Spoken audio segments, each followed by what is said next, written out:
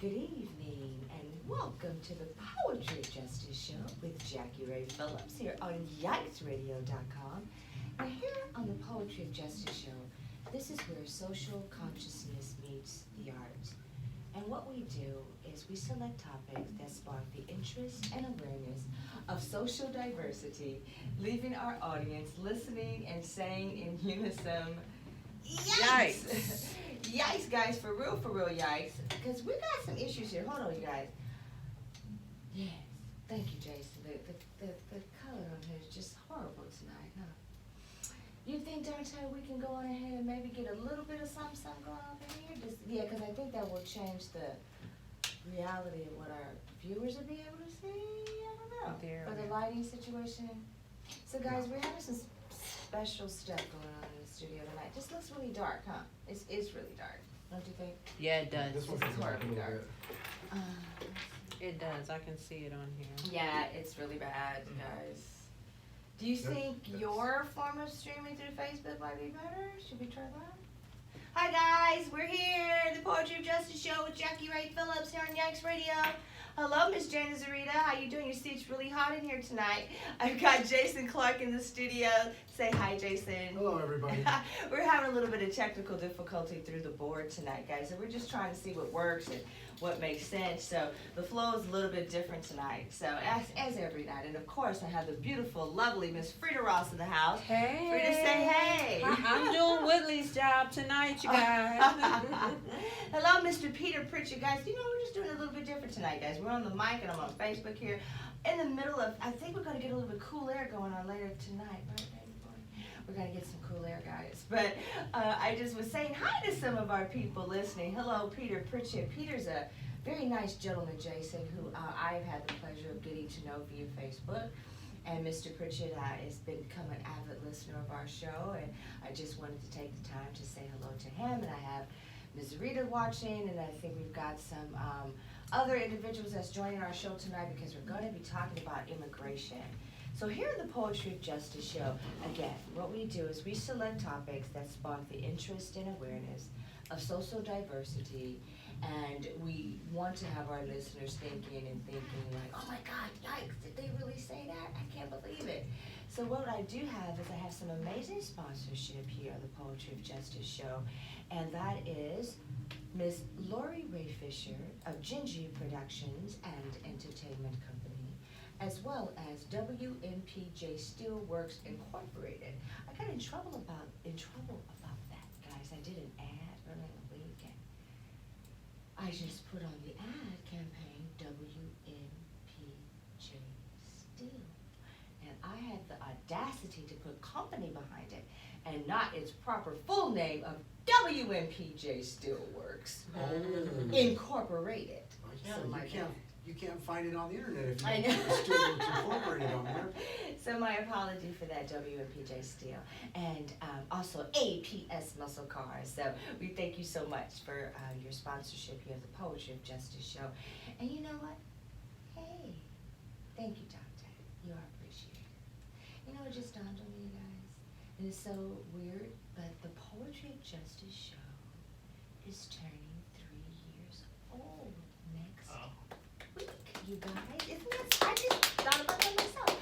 I was like, oh my gosh, like, I go through these moments on Saturdays when it's time for the show, and Frida can tell you, because she has talked me off many ledges, many of the Saturdays, many of my life, many days of my life. She's talking me off a ledge or two, but Saturdays I usually get this anxiety, and it's like, oh my God, the show is coming. What am I going to say? Am I going to say the right thing? And is this going to be the right thing? And so today is that I do before we come in is I ask the Lord to bless the words of my mouth and the meditation of my heart, and to allow them to be pleasing unto the Lord. And he also tells us to seek ye first the righteousness of God, and all else shall be added unto thee. So I'm thinking, if we start that way tonight, sir, because I'm so honored and blessed to have these amazing gentlemen in the studio who I'm going to give a fabulous introduction to because it's so deserving. Because I'm going to get a little bit of the back story for the Poetry of Justice Show and myself, is Jason Clark. You are amazing. If everyone, I don't know if you all had an opportunity to view our Story Tales from the Hood that was put on by Ginger Productions and Entertainment Company. We did that back in early June. No, late June. Late June. No, your show was early June. My show was early June, yes. June 7th, I think so. June 8th, Right. no, Saturday, June 8th, Saturday, Right June 8th. before We're my not even, birthday. yeah. It was right before my birthday, so. Jason, do me a favor, cause this, Oh, I yeah, need you, yeah. I finally got you in the studio. Hot Finally. mic, Right? okay. Studio, so Yes. excited. As the mentor, my mentor, Mr. Kevin Nash, and the owner of this amazing station, Mr. Kevin Nash, we shared, the word that he shared was, and we're not even gonna go back there, we're not going back, we're just gonna say that June 8th was an anomaly. June 8th was a great day, happy birthdays for amazing people, but anomaly is the word we're gonna use for it, we're gonna keep moving on. But that day, we take what God, what he says, what you meant for evil, God can turn it around for your good.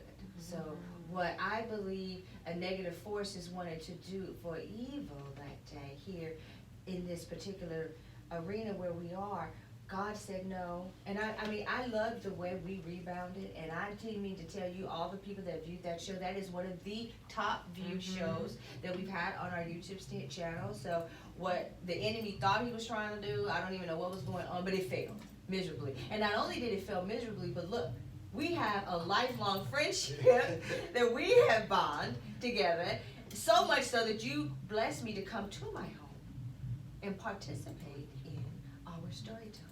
You blessed me for having me as a guest. It was a wonderful experience. Yeah, did you enjoy it? I really did. It was a lot of fun. Oh, they did. I couldn't believe the level of talent that was there. I mean, really remarkable show. I really enjoyed it. I'm so glad you were able to participate with that. We'll get into like all that cool show stuff later, but I just want to let our listeners know that again, everybody, this is Mr. Jason Clark. And I'm calming myself down because I'm anxious. But what I want to let you all know is the magnitude of what Jason Clark means to me, Jackie Ray, and what Jason Clark means to the Poetry of Justice show. And you'll understand. I really take pride in this show, and I give it everything that I have, everything that I know, all of my pain and happiness, and now happiness, but a lot of sorrow and pain is filtered through the show. And I'm able to use the show as almost as a masking, if you will, and a healing, if you will, for things that I'm going through that I'm able to address through the show. And it's like, oh, we need to do a show on this topic. But in reality, it's healing me. It's informing me on who I am as a human being and how I can become a better person and to stay on track and on the path that I believe and am trusting that God has planned and ordained for me. So that being shared, when Miss Frida Ross reached out to me and she says, Jackie, I have someone for the show.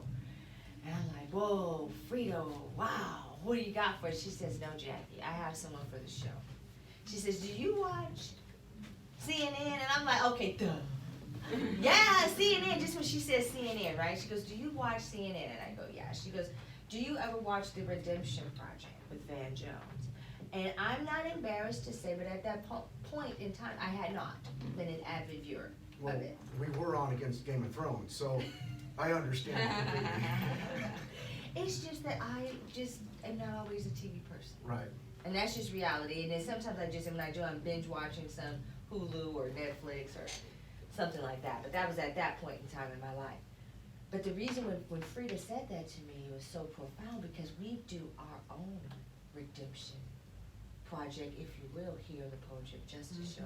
Even prior to the lovely Miss Frida Ross becoming the wing woman of this amazing establishment here. This goes back, I actually saw in our news feed this week, a 1-year anniversary news feed of April Atkins. Remember April? Yes. But what she tells us, she went in Bo Peep and came out in the incarceration as blue ink. Yes. Right? April, by the grace of God, she has allowed me to be able to follow her story since she came home from 28 years of incarceration. And we grew up together, and I love her and I respect her, and there's not much I wouldn't do for her and vice versa. And knowing what that meant to me doing that show for ourselves, and then when Frida Ross says, Jackie, I know this gentleman who was aired, and she's just watch it. I'm like, hey! But I didn't get into it, it was like 20 minutes into the viewing. But anyway, I'm watching, and I'm like, are you serious, Frida Ross? We really could get this gentleman for our show. She's like, Jackie, I'm gonna do my best. And we prayed about it, right? We gave it to the Lord, and we prayed about it. And we're like, oh my God, please, Lord Jesus. And Frida called me one day. She said, Jackie, I said, yes. And she said, we caught Jason Clark. I'm like, oh my God, we got Jason Clark. Because for me, it's like podcast journalism, you guys. Podcast journalism is so much more to me than just, originally it was, I don't even know what it was, but it's so much more to me than just, oh, this is a Saturday. It's from 6 to 7 back then, and now we're from 6 o'clock to 8 o'clock by the grace of God. And, you know, just having a happy place to be. I just can't even tell you where the show has grown, but to a point where an individual who was selected by the likes of Van Jones, for God's sake, in CNN News, could be walking and talking in the same breath span and bandwidth, if you will, of the Poetry of Justice show with Jackie Ray Phillips on YikesRadio.com, brought to me by my amazing childhood friend, Miss Frida Ross, is epic to me, and I just wanted to give you that type of introduction, to give you that type of homage, because that's what it means to me, Jason. And you've been nothing but a breath of fresh air since the moment that I laid eyes on you. So welcome Thank you. to the Poetry of Justice show. Thank you so much. You're welcome so much. And of course, everybody, I want to tell everybody about the lovely lady that accompanies the Jason Clark, oftentimes Miss Lori Daniels. So I want to give a shout out to Lori tonight Yes. too. Hi, Lori. Lori's amazing. So by all of that intro and so forth, and I want to just give a special thanks to Dante. Dante, thank you so much for being amazing tonight. He's our awesome engineer.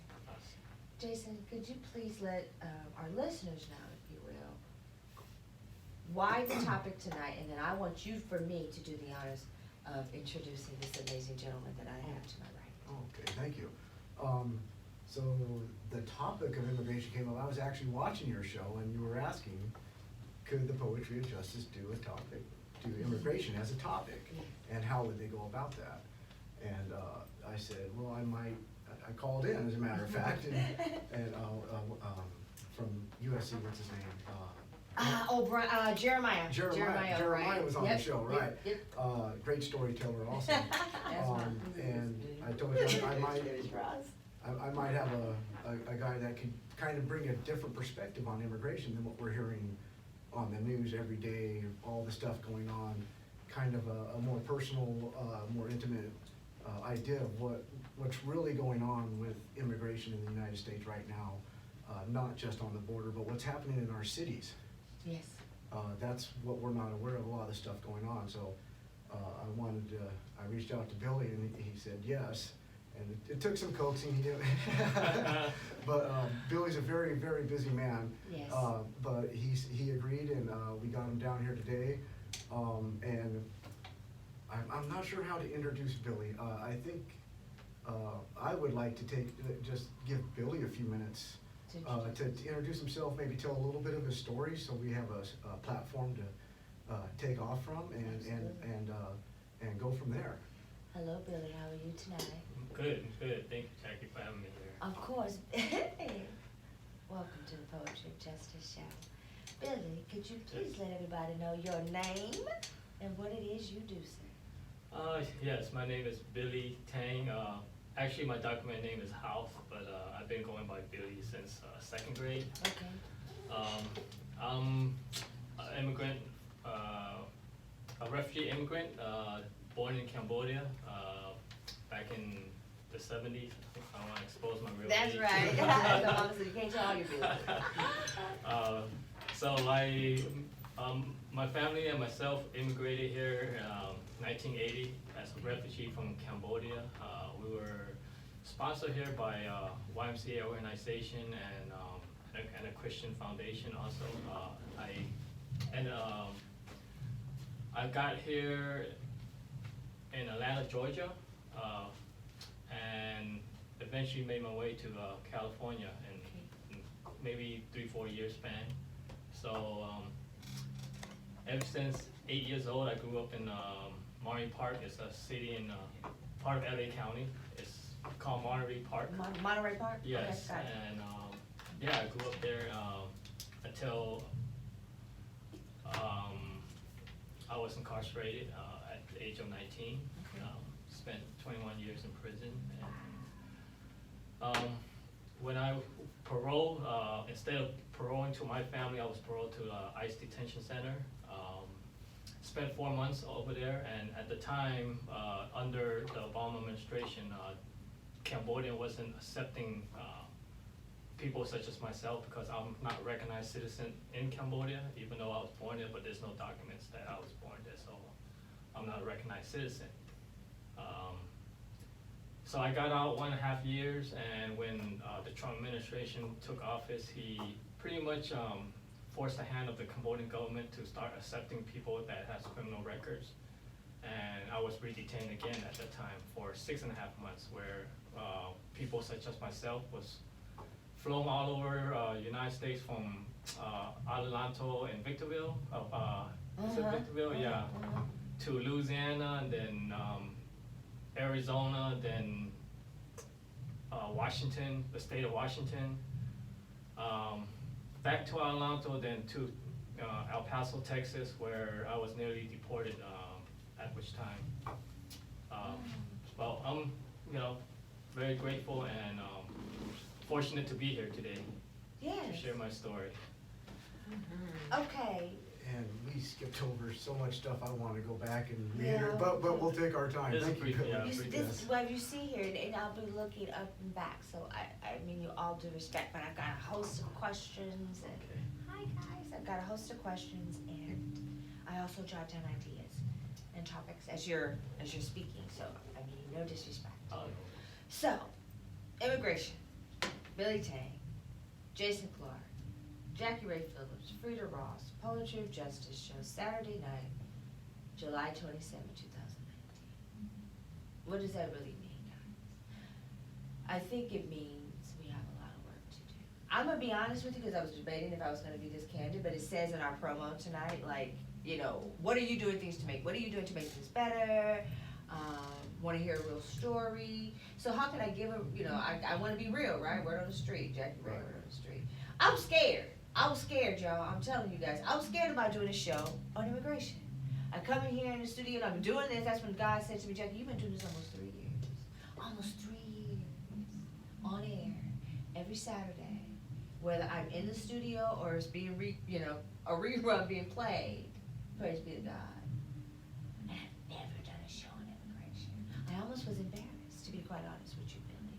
But to be quite honest with you, I was a little afraid. Can the Poetry of Justice show do that? And I think that's what you were talking about, Jason, when we posed the question on the floor. Is the Poetry of Justice show ready to expand to immigration? And because I'm usually on battered woman syndrome, the plight of blackness, colorism, mental health overall, dementia, all sorts of things that did impact my life and has impacted people very close to me. But guess what? Now immigration's very close to me because my family now has blended across border lines, if you will, color lines that the old folk would say.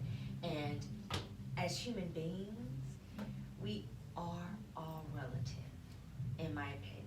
Bang, if you're out there, I don't know, Frida Ross is on our Facebook, but Edgar Bang Bonner, I know you're gonna chime in tonight if you can, because I started doing a little bit of a poll, Billy, something we're doing here as we grow the Poetry of Justice show. And I started doing some polls a little bit before the show, kind of sending out some feelers to people who follow our Poetry of Justice show on Facebook, and put some questions out there about immigration. So I started asking questions on Wednesday. I posted a question, and I'm gonna go there. We're getting real tonight. We're real every night, right, guys? We did F it. We got a yikesradio.com. We're gonna do this. Okay, so this question was posed to a middle-aged black woman between the ages of 35 and 50. And I said to her, hey, immigration, what does that mean to you? What do you think about it? I should paraphrase because the telephones are in usage. I was going to possibly read verbatim, but anywho, paraphrasing was, essentially, I've lived in this country for all of these years, and people have come to America and have received services and amenities that I have never received. And honestly, I don't really have an opinion on it. I kind of feel like we've been doing this all of this time, so why now is it such a big deal? I don't really give a shit about it. That was a consensus of a small population of a sampling. Billy, just, I know we're not even on the board of where we're gonna go tonight, cause you know we got 2 hours. You hear that statement, talk to me. What does that say to you? We're gonna come to you too, Jason. For me, everybody's entitled to their own opinion, but I think a lot of times that people don't understand the full stories and the full situation in different people's lives, right? You know, how did myself get here? What have I been doing? And my story is, you know, it's my story. You know, I grew up here in America. I went to the school system. I even served in the military right out of high school. So this is a part of my house as anybody else here. I committed a crime. I did my time. I paid my debt to society. I'm out here now, and why should I be treated different from anybody else that's, you know, born here or live here the rest for, you know, majority of life, or, you know, just the whole life. The only difference is a piece of paper saying whether I was a citizen or not. Billy, was it the criminal justice system that kind of got you in this immigration situation? Correct. Yes. So had not it been for incarceration, more of that, you see what I'm saying? Got caught up in that whole transition with the two different administrations? Yes. It's yes, because of my conviction right back in 1994. And you know, at the time I was a teenager. Made a lot of terrible choices, Right. and Who didn't, right? yeah, you know, and I was searching for that sense of belonging, acceptance, and you know, at the time I thought I found it through gangs, and you know, started hanging out with, and that's the culture of that time, in the mid '90s, and Absolutely. you know, I was one of the you know, the young kids that got caught up at the time, and spent many years in prison as a result. 21 years. I want to know that. Can we go? I'm a criminal justice major, but the followers of the show know that, the Poetry of Justice show. So basically what it does, it allows me to come in here and do what I like to do and have fun, but justice, I'm gonna got some more questions for you. Are we open to that, or do we have to just stick in the immigration box? Any questions? Look around, you know, I never know, Jason. Yes. You never know. Yeah. But based on that, okay, I wanna give you a little bit of backstory. I have family members that are very near and dear to me. Well, you don't know they do that. They're very near and dear to me, who have found themselves in a long-term incarceration situation. Individuals that went in as youth, were sentenced to life sentences. One, my cousin, he spent over 27 years in prison, just recently released. Actually, today is the 1-year anniversary of his release. So congratulations to him and his family. And other family members that are there still, right? Hoping, struggling, whatever, you know the drill. So my point is, it's very passionate to me, Billy. I want you to know that, so I don't want you to think that, oh wow, I'm just saying it. No, I feel you, I know we're gonna maybe do for life later, this piece of poetry I wrote, but I know it, the visit, trust me, I know it. Point of the matter is, what does justice mean to you? Justice. To me, not everybody gets justice, and I guess while I was growing up, I don't see justice. Well, I didn't know much about justice until I encountered the justice system. Right, that's where it really opened my eye and saw that not everybody gets a fair shake in life, and justice don't apply to everybody. So, ideally, I would like to see justice apply equally across the board, but I don't think that's possible, and, I mean, right now, right? So, maybe in the future that could happen, but not through my experience. Right. Jason, I didn't have an opportunity to ask you that. What does justice mean to you? Oh,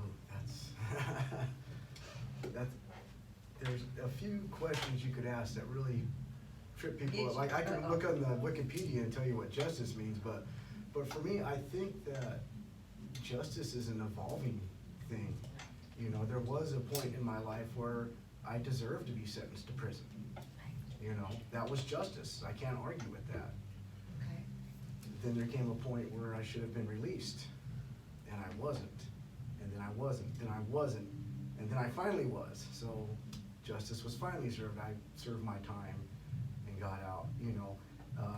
But still on that, I'm faced with barriers and blockades to different kinds of employment and all this other stuff. So I think justice has to be evolving. It has to be applied, again, like Billy said, equally across the board. That would be a start, but justice has to be applied not just with the punitive punishment part, Right. but also with the healing and the rehabilitation part. We seem to lean to one side or the other. We Right. never get both of them together, and I think that's, justice isn't one thing. Justice has many facets to it. You know, restorative justice, you know, Right. people ask me all the time, what does that mean? You know, it's an evolving thing, and I think it's something that needs to be applied individually, and I think it's something that needs to be made whole again. Okay. Justice isn't whole right now. Justice isn't blind, justice, it's not in a good place right now. Right. And we need to heal the justice system, the criminal system, the immigration system. These things need to be healed so that we could have a whole, true justice with every facet of it, not just one side or the other. When you hear the word immigration, what do you think about? Usually I think about Billy, you know, because I know someone who's Yeah. personally impacted by that. Absolutely. You know, the fact that if you made the law that if you committed a felony, you would be deported from the United States, think of how many ships and planes would be leaving this country with convicted felons on it to who know points unknown, you know? So why is it fair that I, born in Oklahoma, go serve my time and get out and I'm just, And you're okay. I'm back. Right, right. Billy, same thing, but now Billy's facing multiple deportations. He's still not safe. He's still not secure here in America. He's still kind of in limbo. So it's like, you know, where's the justice? Where's the justice in Where's that, the right? justice? Let's look at what Billy's done since he's been out of prison. Billy, are you working with the team, any attorneys? Are you getting any help, any assistance? Yes, currently, I am, working with attorneys, and, you know, just through, organizations, support that I'm able to be represented by attorneys. Awesome. I want to give our call-in number here for the radio station. One of my family members, my niece Taylor, she's they're on vacation right now, but she's doing work in immigration law. So she mentioned she was gonna be able to try to call in tonight, and our call-in number is area code 310-910-9431. Again, that's area code 310-910-9431. Press 2. And you have to press number 2. Yeah, because I'm the sorry, first time on the prompt, it said if you want to call in live, press 1, and I pressed 1, I couldn't get through, then I listened to the whole thing, and if you want to call in live Okay. to Poetry of Justice, press 2, so let everybody Press know. 2. Press Thank 2. you, Jason. Yay. So it's time to I start. didn't know that. Miss Fritter Ross. Anyway, everyone, so here. Billy, what do you, when you think about this platform, what would you like to see us do? Like, what can we do to get more involved in immigration and making it more fair? And how could we assist with a gentleman such as yourself? First of all, just by allowing me to share my story here, that's first. Okay. That's huge because I think, you know, people just don't understand or don't know about, you know, the story of Southeast Asian populations as, you know, came here as a refugee, right, escaped, you know, a war-torn country, to, have a life here, right? Personally, my mom, right, she's a very strong and resilient woman, brought me here, and my older brother, right, to have a good life, and, you know, it's, you know, as a kid, you know, I made the decisions to, you know, to get involved, to do what I do, and, so, I just want, you know, coming out, I just wanna be here to be able to, care for her, and, you know, just to be able to share the rest of my life with her, right? Yes. Yeah, so, you know, that's huge for me, but, a lot of, people that's like immigrated from, Southeast Asia, Vietnam, Cambodia, and Laos, right? They share similar stories, and, you know, growing up is, because of the culture clash, right, that we were facing, and for me, that led to a lot of, you know, terrible decisions in my part, right? And just to try to juggle that East meet West, you know, ideology, and, you know, it was hard for me at the time. I didn't understand the whole, you know, concept of, you know, having a strict upbringing at home, and then, you know, going to school and just, you know, seeing more that affectionate, culture, right? That, you know, that I didn't feel at home, right? Because it wasn't, that's part of our upbringing, it's more like go to school, get good grades, work hard, and, you know, that's expected, you know?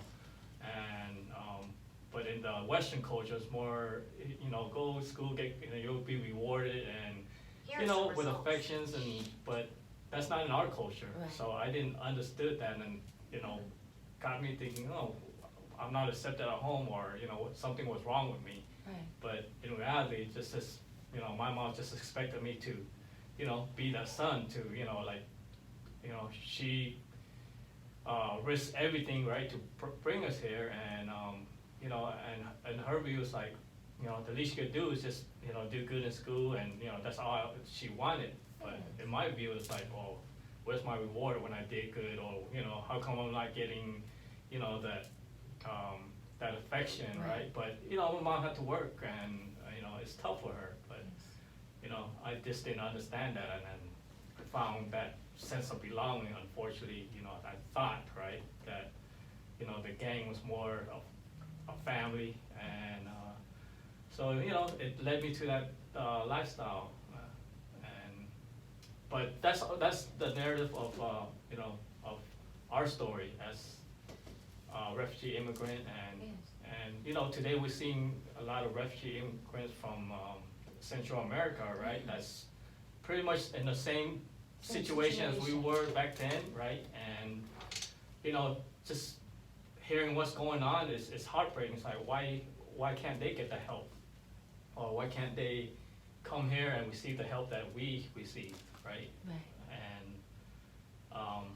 yeah, I mean, everybody just wanna come here and, you know, to America for a better life, you know, whether, mothers bringing their kids over, or a father, you know, risking everything to, bring whole family here, so. Speaking of fathers, can you talk a little bit about your dad with us?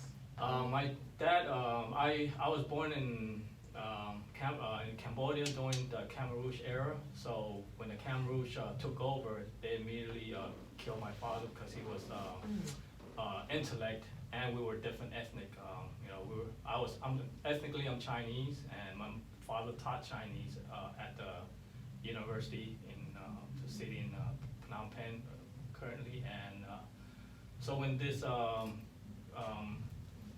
Rouge took control of the country, those are the people that they were targeting, the people that they deemed was a threat to their regime. So, because my father was educated and intellectual person, yeah, one night they came and beat him in front of our family, dragged him away, and we never saw him again. So yeah, I grew up, you know. What happened after that, Billy? Really quickly. Yeah, we were placed in a labor camp for the next 3 years, and I was at 1 years old at the time.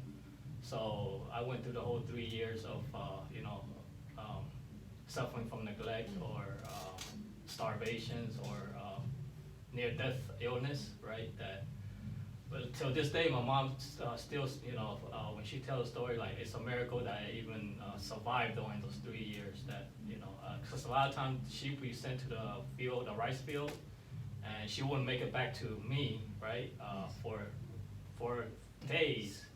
And I was pretty much left to care about strangers that, you know, I have no recollection of.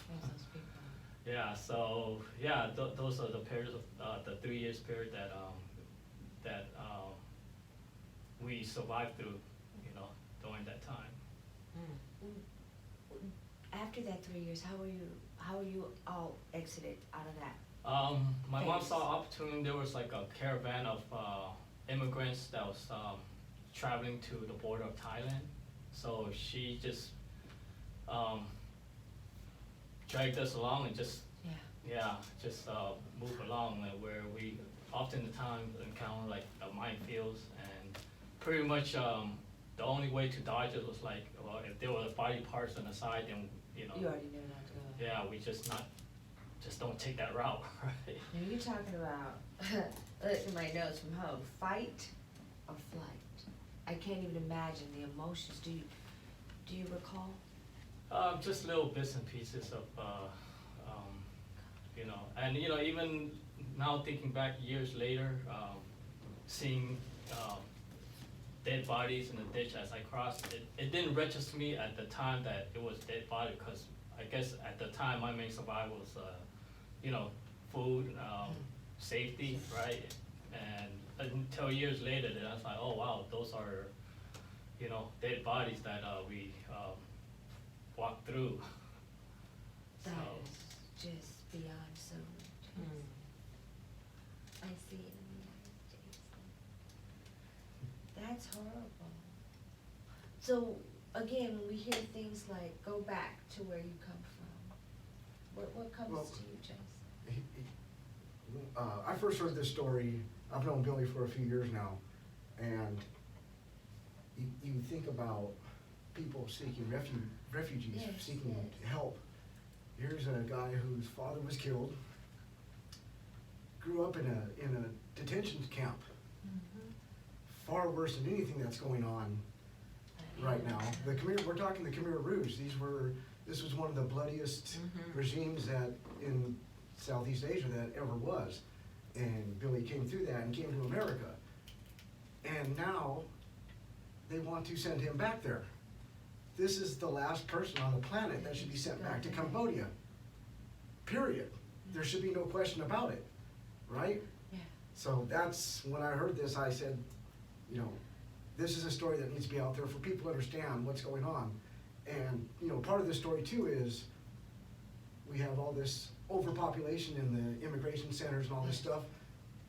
People don't realize one of the reasons we have all this overpopulation in these immigration centers is they're going through cities, arresting all these people and detaining them with no means of deporting them or doing anything.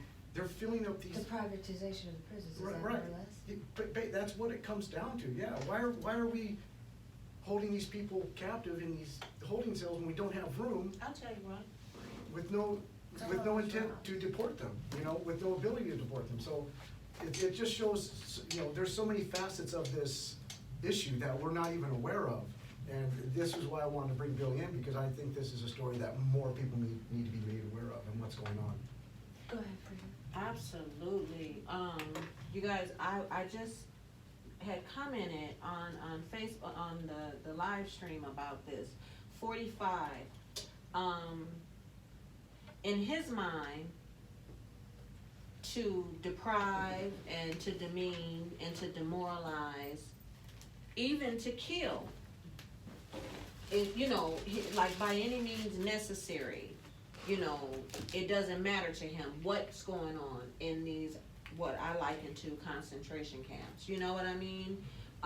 So yeah, he's doing that so that he can have horrible things happen to people, thinking that that's gonna deter them some type of way. Right. But that's not going to be the case, because what I've heard and things that I've listened to and people that have spoken out, they'd rather come to the United States and die than to face whatever the fate was that they were running from or trying to escape, you know what I mean? But that's the reason why he does it, you know, he's just horrible, you know what I mean? And in your situation, the first thing that came to my mind is like, where are you supposed to go? From the time you were a baby, you've been moving and moved and running and, you know what I'm saying? So, like, how do you go back to where you came from? Where the hell did you come from? You know what I'm saying? This is your home, right? And then what I wanted to ask you though is, are they really, are you having a lot more problems now because of the criminal background? Yes. Right? Yes. Well, why didn't they just let you go somewhere instead of putting you in one of our prisons? Why, you know what I'm saying? That you were a, financial yeah, compensation situation. yeah, you were an immigrant when you got in trouble. Right. Wow. So why lock you up? Some Why of keep the you other here? commentary Frida was at is this is all a financial situation, that this whole immigration wave and Mhm. resurgence, if you will, is about population control and privatization, Right. the corporate structure of the prison system. Right. Would you concur in some way in that Oh. way? I mean, Absolutely. During my time in detention, just being in the privatized detention center, right? Everything costs so much more. The phone is, Right. phone bill is like 10 times more than, you know, the food they gave us was like maybe probably cost them $2 to feed us, but how much are they charging, you know, the government, right? Like, Right. you know, I myself cost maybe like 30,000 a month to house in the detention, probably more than that, but, wow. you know, but the food each meal is probably only cost $2. And there's one guard for 100 and something person in a dorm, right? So, I mean, everything's about money. I mean, everything costs. You know, we were fed, I think for me, we were purposely fed 4 in the afternoon so that we could get hungry and purchase commissary later on at night. We were fed 4 in the morning so that we could get hungry throughout the day and purchase commissary. So everything factors into all about profitizing on us. I mean, when I was being transported to from state to state, shackled up, there's 20 air marshals that escorted us. Everybody was shackled up on a plane from angles to angle, wrist to waist. But they still needed 20 air marshals to escort Federal Where system. the hell you gonna go? federal in the- system. In a plane, where you gonna go? So Wow. if it's not about money, then what's it about? Wow, yikesradio.com. Whoa. So, what do we do with that, right? When we hear words like immigration, they say that this means in the Webster's Dictionary, Billy and Jason says, the place at an airport or a country's border where government officials check the documents of people entering that country. A person who comes to a country to take a permanent residence. I think that sounds very basic in light of what's really happening in our world today. I'm likened to the photograph of the dad and the son crossing the border, and I think I remember a journalist made some sort of comment on it and published it. It actually in turn lost his job, that while this dad and this dead child are here, the president of the United States is off golfing. And I do recall that person losing their post, but are we I think we're I feel like I'm desensitized to it. Are you? I think that's the best word to use, is desensitized, because we're getting hammered by it on the news every night. We're getting hammered by it on the newspapers. We're getting tweets about it. We see this stuff, the protests going on at the borders, the hate on one side, the hate on the other side. It's becoming this really hot button flashpoint issue, right? And like you said earlier, we've had immigration in this country for 250 some odd years, right? Why is it such a big deal now? Because more people are coming?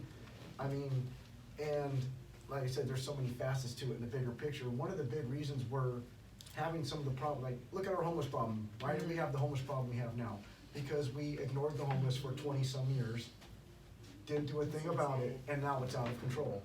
So our nearest neighbors, Mexico and south of the border in Central America, we've ignored, we haven't helped, we haven't done anything for them. We let this problem down there get worse and worse and worse. We destabilize them too. Yes, yeah, exactly, and the cartels, and so these people are fleeing these, again, bloody regimes, because a cartel is nothing other than a bloody regime, just like the Khmer Rouge or the was it the Rising Dawn, or the Golden Dawn, you know, these, so it's the same thing going on down there, they're just giving it a different name. And no wonder these people are coming here looking for help. Had our foreign policies been more focused on our neighbors versus oil, our neighbors versus trade, Yes. thank you, then maybe we wouldn't have this immigration problem we're having now. You know, our infrastructure is falling apart. Think what the infrastructure's like in Central America. It's close to non-existent, right? We're letting ourselves fall apart, we're letting our neighbors fall apart. We're not helping our neighbor. Aren't neighbors supposed to help each other? Right? That's, you know, kind of what community and all that stuff is about, neighbors helping one another. Right. We've treated our neighbors poorly, and we're treating them even worse now. But it's one of those things where it's been going on for decades. Yes. How do you fix something that you've ignored for decades? I don't have that answer personally, but we need to start figuring something out, because otherwise, these problems are going to continue to get worse, and worse, and worse, yeah, and all of these problems are going to, all the problems we're facing right now are going to continue to get worse until we start figuring out that we have to help, if we don't help each other out, we're not gonna have anybody left.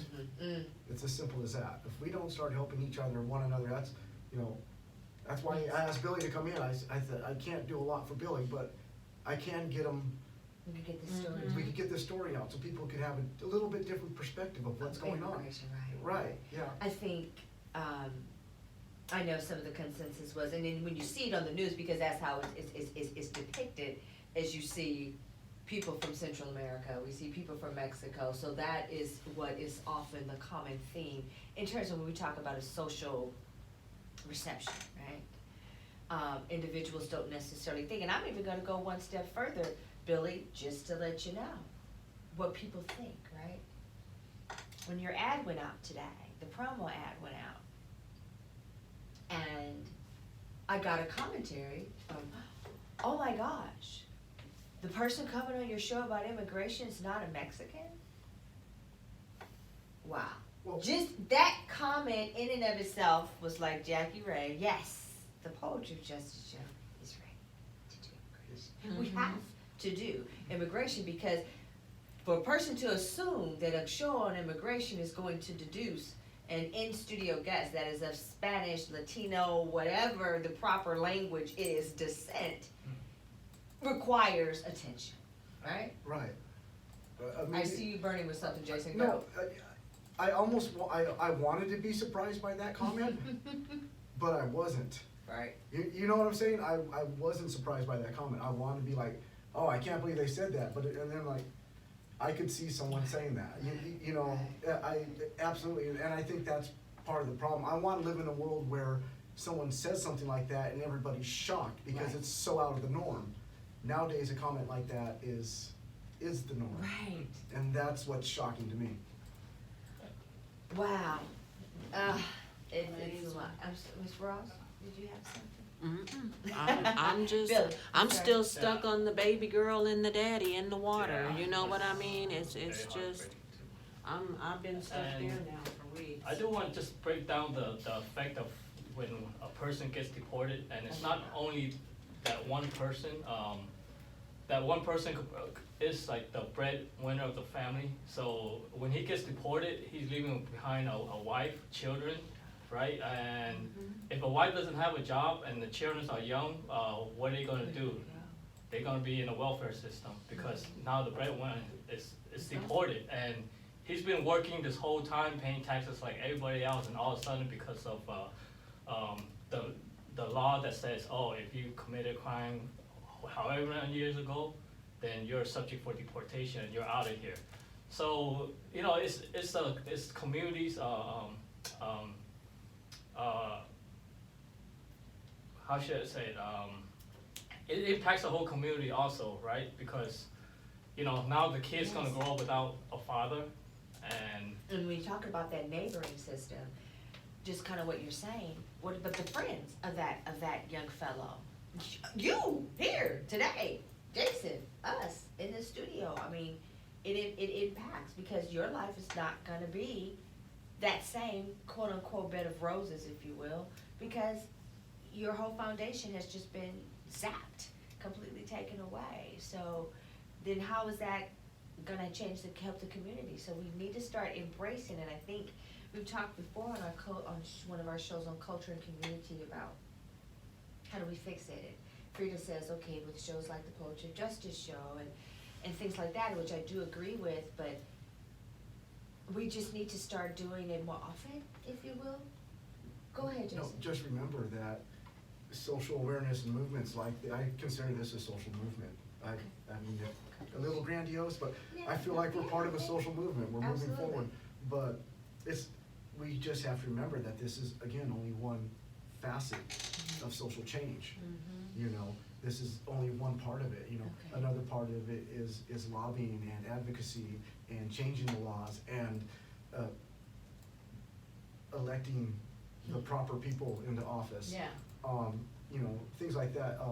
I wanted to touch on when you mentioned the laws, Billy. Billy knows a little bit about the laws that are affecting him right now.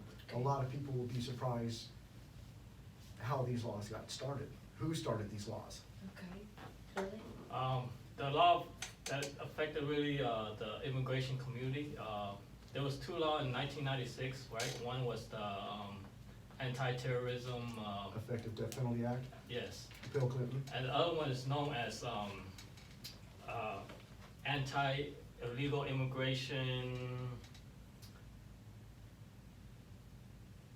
Illegal Immigration Reform and Immigration Responsibility Act, What year? 1996. That's also 1996. Yes, and that pretty much, But Cliff, Bill Clinton. facilitate the whole deportation of, you know, people of criminal background or convicted, of criminal charges. is there a statute of limitations, if you will, on that? It's just an open window, just book right down to, hey, it's just, no matter, 20 years ago, go, The thing is too, and what hasn't left my mind is that woman that you spoke of that made a comment like, you know, why would I focus on them when I'm trying to focus on me? So much of our issues are so interlocked and intertwining each other. You just said Bill Clinton. Who pushed the war on drugs after Reagan got out of office? Who pushed all these things going forward? It was these same people, and our issues are so connected to where it is a social movement. Don't be sorry to say that it's could be a grandiose way to say it. It's exactly what it is. All of these things are connected together, and when we come together, that's when we get more change rather than, oh, they got their own issues, I got my own issues over here. No, we got the same exact issues that the same people started that we all need to work together to fix. Yeah, yeah. I just wanna appreciate it. add- Thank you, Dante. In the tension, there's the, brown community, yellow community, and this black community, Yes. and a couple whites. I mean, the guys that wanna go back to Ireland, like, oh, I'm going back to Ireland anyway. Free ticket home. Get a little bit of laughter in there. Yeah. I just, just some little notating before I come in the show. Jason knows I always have my little notepad with No, I me. love it with all the colors. It's very pretty too. It's, One thing that I like to add, thank you, Dante, ask our amazing guests that come to our show is, what does social consciousness mean to you when you hear that phrase? To me, it's, doing the right thing for our community, regardless of which community, right? We're one big community. I mean, I know there's, black community, brown community, yellow, but then these like social justice issue affects everybody the same way, regardless of the community, you're from. So in actual, we want, big community, right? Exactly. Yes. One nation, if you will. What about you, Jason? Social consciousness. Do you? Social consciousness, I think for me, it's really comes down to, we focus on consciousness, being in the moment, mindful meditation. We're conscious of our breath, we're conscious of our posture, we're, why are we not conscious of our neighbor and what they're doing? That's social, being conscious of other people's needs and wants, I think is what, I'm conscious of my own, but I think being able to be a little more conscious of other people's needs Yes. is what social consciousness comes down to, is being aware and being in the moment, but being a part of the community. That's social consciousness, yeah. Dante, how about you? Can you weigh in? What does social consciousness mean to you? Social consciousness to me, I think, besides of being aware of your ontology, position in the society and all of that, I think it's just, like you said, understanding empathy too. I think I'll say that empathy, I think, is understanding that, okay, you may have totally different skin color than me, totally different cultural upbringing than me, two different sides of the worlds, east versus west, white and black, but we're still living in the same country. We still aren't gonna get the same benefits that we may want in certain times.